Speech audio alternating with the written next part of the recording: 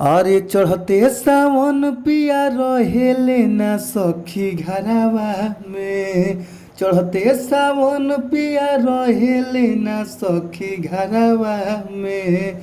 बेचेले पेड़ा मिठाई बलम देवा घरवा में। बेचेले पेड़ा मिठाई बलम देवा घरवा में। तो जी भैया हो, आप सब कैसन बानी जा। और हमरा पूरा विश्वास रहेला कि आप लोग मस्त हो खब जा, खुश हो खब जा, स्वस्थ हो खब जा, तंदुरुस्त हो खब जा। और हम बानी आप सबके भोजपुरी गायक व गीतकार नीतीश सिंह।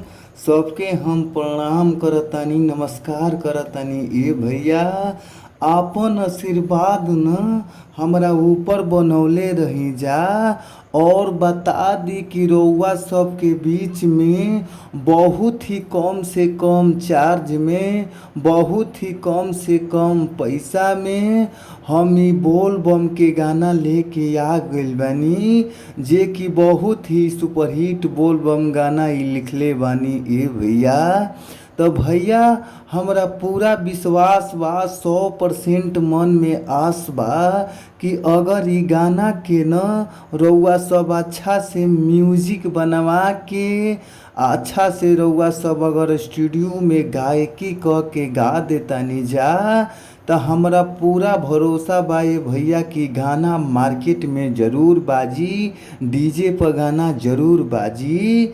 आ जी भैया, रउआ सब खूब बढ़िया गावतानी जा, खूब बढ़िया बजावतानी जा। रउआ सबके गायकी में इंटरेस्ट बा, फिर भी रउआ सबके अच्छा अच्छा गाना नइखे मिल पावत।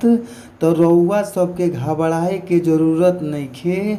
अच्छा गाना पावे खातिर, अच्छा मैटर पावे खातिर हमारी यूट्यूब चैनल के सब्सक्राइब कर लीजा।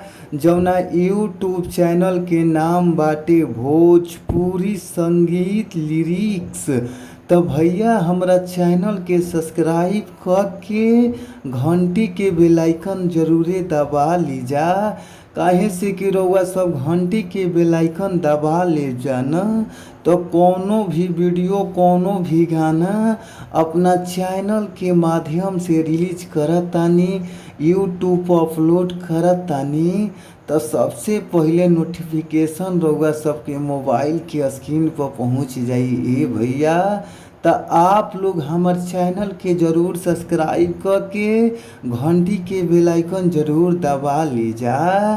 तो आई जा, हमनी के देर ना करते हुए सीधे सीधे चलल जा मुखड़ा के ओर।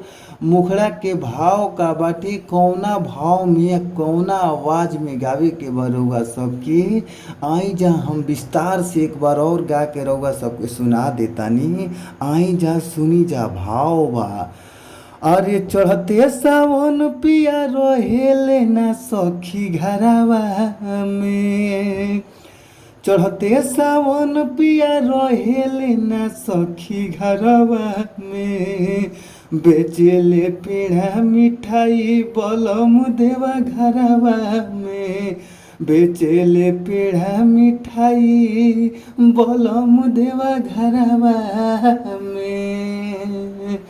तो भैया, अगर ये गाना अच्छा लागता, मस्त लागता, तो फुल सॉन्ग लेवे खातिर स्क्रीन पर नंबर बा, नंबर नोट कर ली जाइए भैया। 98 350 77 203।